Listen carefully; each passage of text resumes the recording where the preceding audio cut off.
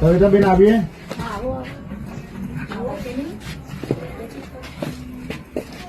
मकान बताओ नहीं।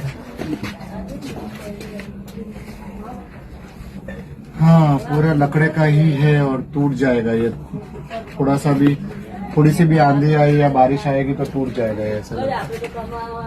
पतरा थोड़ा व्यवस्थित है बाकी तो। हाँ ये सविता बेन का बाहर से मकान है।